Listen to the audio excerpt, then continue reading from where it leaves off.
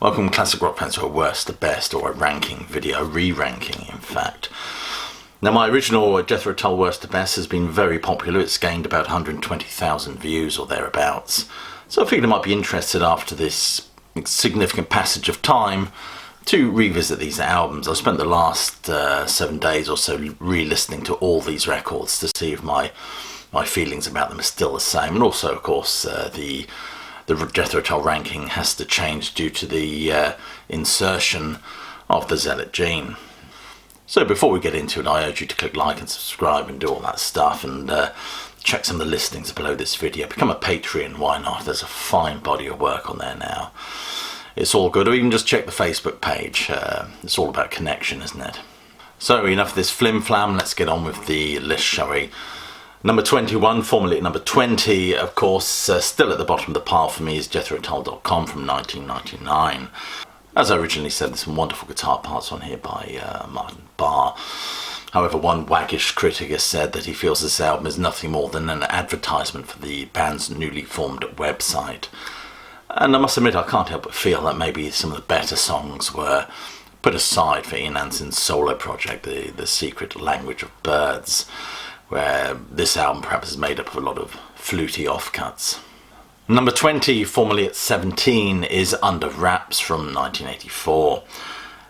This position on my original list was actually held by the Rock Island album, but I've been listening to that recently, and it's gone up slightly in my estimation. For me, the Under Wraps album is defined by those horrible synth sounds and drums, as well as the tour being very much marred by Ian Anderson's vocal difficulties. Vocal difficulties I don't think he ever really recovered from. In fact, there's an interesting video on my Patreon all about Ian Anderson's changing voice. I would be intrigued by the prospect of a remix of this album where the drumming is replaced with real drums with the electronic pads. The logistics and the expense and the costs of all that, though, will probably be something that they'd have to think hard and fast about, but I'm pretty sure that would in itself elevate this album, in my opinion. There's some great tracks on this album. I love European Legacy, Under Wraps too, but I think sonically the whole thing feels polluted to me, like a lot of these mid-80s albums. And this is a rather foiled attempt at a band wanting to sound perhaps contemporary, but doesn't quite work. A bit like the Stones' Dirty Work album. But nevertheless, it's an intriguing album. I do like the writing on here, all that stuff about Cold War espionage is intriguing. Number 19 is the Zealot Gene from 2022. I'll pause here, allow you to gasp in disbelief and pepper your computer screens with Scotch egg and Worthington's Best Bitter. Don't get me wrong, I find this album intriguing. Texturally, it's really interesting and quite lush. Really, you can immerse yourself in these interesting numbers. They're given this contextual framework of scripture. The writing on this album is wonderful. It's just I don't care much to listen to it as a Jethro Tull album. I must admit I really do miss Martin Barr as well. Ian Anderson has said there's very little difference between an Ian Anderson solo album and a Jethro Tull album. I would disagree really, because when you get a set band of musicians that are working together album after album, tour after tour consistently, you get this very familiar sonic palette and understanding of where everybody is and what everybody is planning to do, what they're going to do, which I think makes the band much greater than just the sum of its parts. I think the writing on the specific Jethro Tull wall was always there. I mean, Steve Howe said there was an advert for a new Jethro Tull guitarist after Mick Abrams left, and it said no writing required, which made it very clear, in the words of Frank Zappa, shut up and play your guitar. So there we are, the Zealot Gene, Ian Anderson solo album or Jethro Tull album. You take your choice, but I know I would choose a lot of albums above this one. Number 18 is Rock Island from 1989. This album was formerly at number 19 on my ranking video and has moved up slightly, possibly because the Zealot Gene has pushed it up a notch. This album follows Crest of a Knave, but it's just nowhere near as good. Kissing Willie is a dreadful number. There are some standout numbers on here, Whalers Due, Stranger Avenues, but not enough to lift this record up. I saw them on this tour actually. I'm buying a huge Rock Island poster that might even to this day still be in my loft, who knows. Sonically it continues down very much the same road as the Crest of a Knave, Perhaps they were hoping to snatch up another Grammy or snatch another award away from Metallica. And this is the album that spawned the single Another Christmas Song, which is a bit of an insipid one if you ask me. Some great guitar work from Martin Barr, some excellent puffy flute moments from Ian Anderson. Number 17 is Roots to Branches from 1995. This was originally at number 18 in my ranking video, my first ranking video. This album has an Arabian vibe to it, which I rather enjoy. Rare and Precious Chain is a great number, as well as the title track. This album pursues some interesting jazzy flourishes as well, which make it an intriguing listen, as well as that overall that Middle Eastern vibe that's explored. This album throbs with social commentary, so it has something very much in keeping with the spirit of the Aqualung album. As much as I like this album, it's not one that I reach for very often. And number 16 is Too Old to Rock and Roll, which was at number 16 on the original ranking. This album came out in 1976, of course. This album is a real oddity. I mean, this interesting concept that follows the life, almost death of Ray Lomas, and kind of coming back into fashion. Maybe wishful thinking on the part of Ian Anderson. An interesting album sonically, as well as Ian Anderson's voice is heavily reverbed, maybe to give it that 1950s rock and roll aesthetic to it. The cover is garish and quite frightful, to be honest, probably the worst in the Jethro Tull canon. This album, of course, is notable, I believe, for the first album that John Glasscock plays on, and he's certainly left a mark with the band. The numbers are concise, well written, tightly arranged, of course, originally coming from an aborted TV show, I believe. Interesting, I saw Ian Anderson perform the title track of this in Moscow in 2002, I think it was.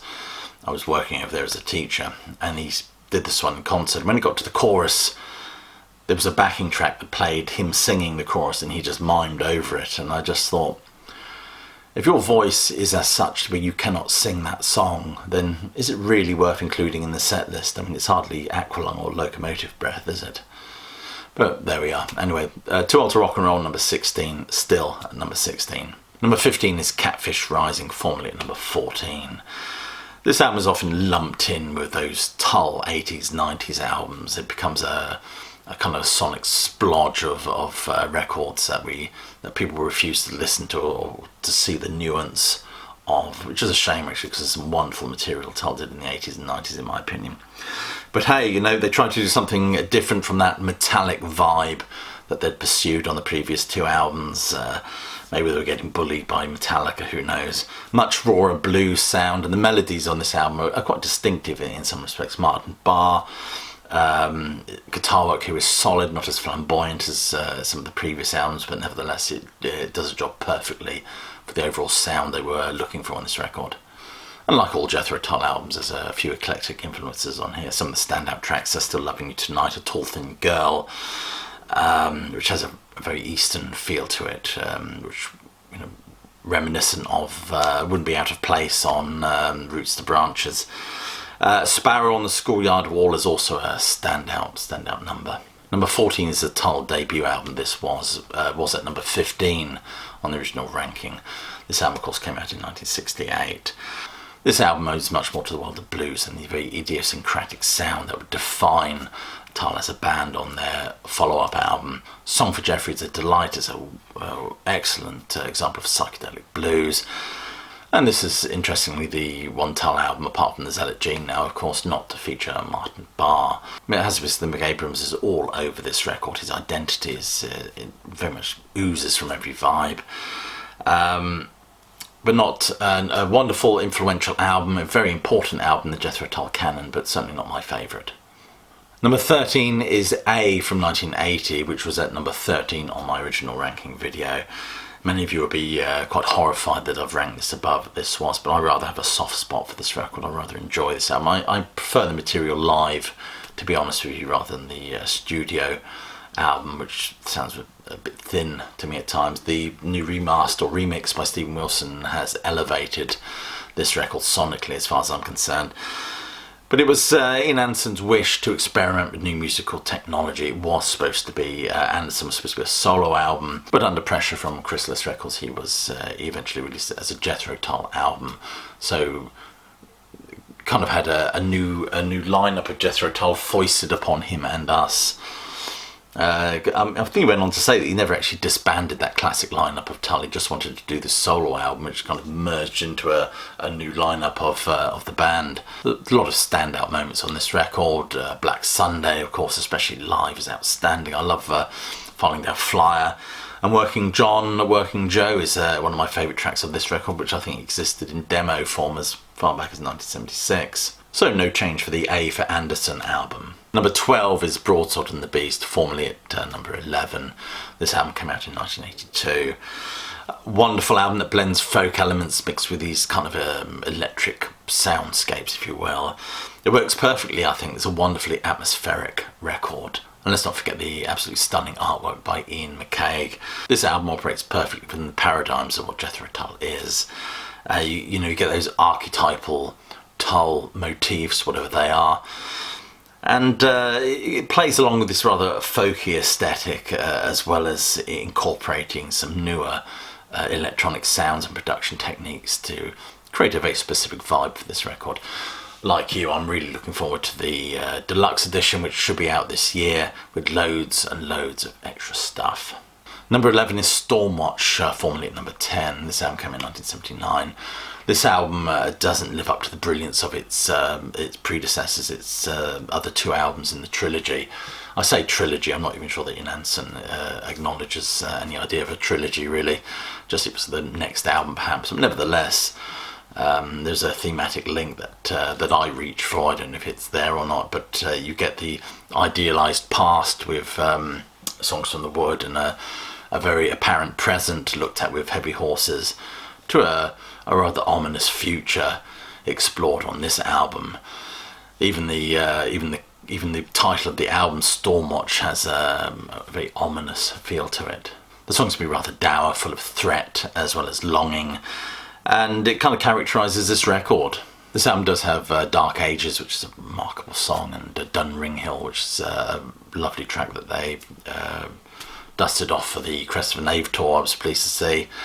But of course it also has my favourite of this album, which is Old Ghosts. Number 10 is Crest of Knave, which was formerly at number 8 on my list. This came out in 1987. Jethro Tull's heavy metal album. I remember first hearing Steel Monkey on the Tommy Vance Friday Rock show, if you remember that. That was a wonderful show. And thinking it sounded a lot like ZZ Top.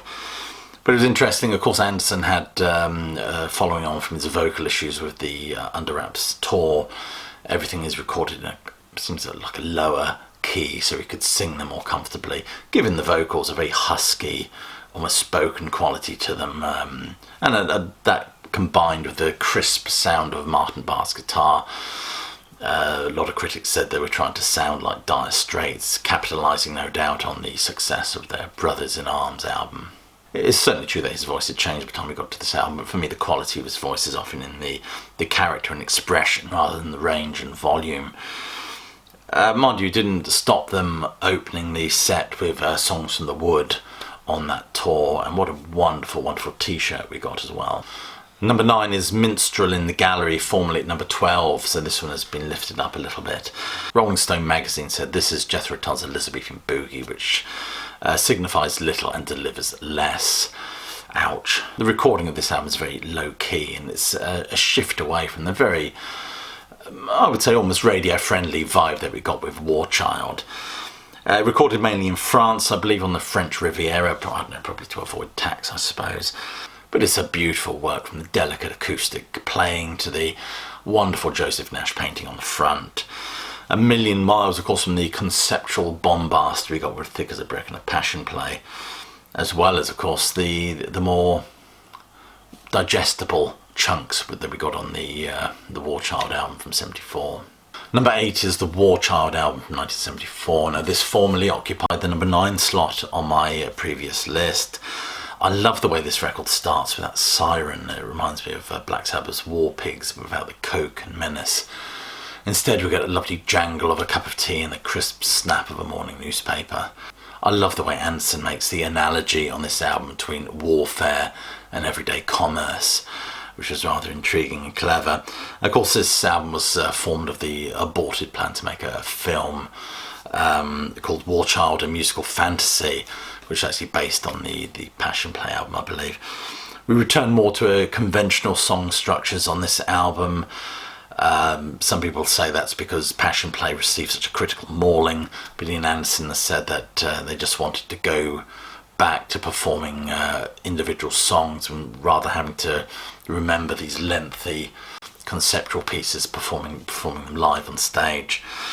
But this album is full of conventional song structures, songs that are full of wit and charm. Many songs excavated from the Chateau d'Eroville sessions, of course, including reworkings of tracks like Lick Your Fingers Clean was actually spawned during the Aqualung sessions, and far more acerbic version as well. Standout tracks, things like Backdoor Angels, Skating Around Thin Ice of a New Day, which is an incredibly poignant number, I think. One of my favourites is Tomorrow Was Today, which was a track that's been excavated fairly recently and is featured on the Warchild Special Edition Deluxe Dogs Bollocks version. Number 7 is Benefit from 1970, which was formerly at number 7 on my list. This album suffers, I think, for being sandwiched between the bright and innovative stand-up album and the conceptual brilliance that is Aqualung. I shouldn't use the C word when I talk about Aqualung, of course. But nevertheless, classic rock has described this album as a band finding its future. It's an album that Ian Anderson doesn't seem to be that overall pleased with, although it's one of Martin Barr's favourites. It's a wonderful blend of electric and acoustic interplay, brilliant guitar work, of course, from Martin Barr, which I say way too often on this video. And the songs on this album have a lot of folk-like melodies and a fairly downbeat lyrical content. Number 6 is a stand-up album, which was also at number 6 on my original ranking video. I consider this to be the first Jethro Tull album in many respects. It's the album where the sound is very much born and then tinkered with for Benefit before reaching its fruition with Aqualung. It's a real sense of experimentation on this record. It's a real exploration of musical form and genre as well. It bristles with energy and vitality. John Peel, I think, got the ump when they released this album. I think he felt that they somehow betrayed who they originally were. Perhaps, I don't know. Excellent numbers on this track like Fat Man and We Used to Know, which sees the band flirting with all sorts of instrumentation, almost world music before the term world music was even coined. Lots of tracks on this album were inspired by the work of Bert Jansch and Roy Harper. It's a very precocious album. It belies maturity, considering this is just the band's second record. It's wonderful. Number 5 is Aqualung from 1971. This originally came in at number 3 on my original ranking list. This album was stunning, I think, in terms of its progression from the first 3 albums. The sound on this record, though, has always been a little bit emaciated, although I do love what Steve Wilson has done with it. It's probably as good as it gets, and it's pretty damn good, to be honest with you. Anderson maintains that this is not a concept album, and let's face it, he should know. Side one specifically interesting, as I like all those rather seedy vignettes, things like Aqualung and Cross-Eyed Mary. And Aqualung, that phlegmy old soap dodger, which almost becomes a motif for this record, appearing on, I think, a couple of tracks, I believe, if my memory serves me right. And then, of course, we drift into the magical world of storybook and folklore with things like Mother Goose, before we get this side 2 that critiques or explores Anderson's disillusionment with organised religion. Locomotive Breath, of course, was on this one, that wonderful parable, if you like, of things spiralling out of control in the wrapped up in the analogous with this thundering locomotive. All pretty damn good stuff. And number 4 is Heavy Horses from 1978, and this originally occupied the number 5 spot for me. Of course, this follows on from Songs from the Wood and ploughs very familiar ground, if you excuse the agricultural metaphor there. The genius of Dee Palmer on these albums is very much apparent. I can't emphasise that enough, how much we must doff our cap to what she did on these records. The stunning No Lullaby and Moths. It continues very much in the vein of Songs from the Wood, but gone is that exploration of rural myth and whimsy. Instead, we get a very down-to-earth portrayal of the realities of country life or rural existence. It's an album that speaks of impending change and struggle in some respects. The song Heavy Horses feels like a kind of valediction in a way, kind of a saying goodbye to the old life, and having to embrace what Thomas Hardy calls that ache of modernism. What a wonderful, wonderful record this is. And number 3, which was at number 4 in my original ranking, is Songs from the Wood from 1976. This album was inspired by Anderson's reading of a book published in 1973, simply called Folklore, Myths and the Legends of Britain. And subsequently we see Anderson hang up his minstrel garb to adorn the attire of a country squire. The interesting musical landscape in 1977, of course, it was marred by the snarl and spit and nihilism of punk. But rather than anarchy in the UK, Jethro Tull regale us with these wonderful slices of English folklore and whimsy. I love the optimism of this album. It almost has a mischievous, effervescent quality to it, as it explores a landscape of woodland sprites and spirits. Good stuff all round, to be honest with you. Fabulous, fabulous album. Wonderful, wonderful, iconic album cover. Number 2 is Thick as a Brick, which was formerly at number 2 on my original rankings. This album came out in 1972 as well. This is the mother of all concept albums. So pissed was Anderson with the critics insisting that Aqualung was a concept album that he decided to give us the mother of all concept albums. Many people see this as a kind of a prog parodying. There's certainly elements of that there. Even Anderson admitted that a lot of the fiddly bits on Thick as a Brick are an affectionate prod at bands like Yes and King Crimson, who are replete with musicians in Anderson's words, took themselves way too seriously. But I love the way this album fuses all these jazz and blues and classical elements and the interesting segues. Ian Anderson has said it's actually just a collection of individual songs that we've just joined up really to make one long proggy piece. But the musical interludes and expression on this is as remarkable as, perfectly melded with Ian Anderson's stream of consciousness lyrics. Of course, we get Barrymore Barlow playing on this album, and he was an incredible drummer and makes an immense impact on the Jethro Tull sound from 1972 onwards. No disrespect to Clive Bunker, who was also wonderful, I think, but I think things are lifted up a notch musically with Barrymore Barlow's inclusion. And you guessed it, by process of elimination, number 1, my favourite album, and still number 1 for me, is A Passion Play from 1973.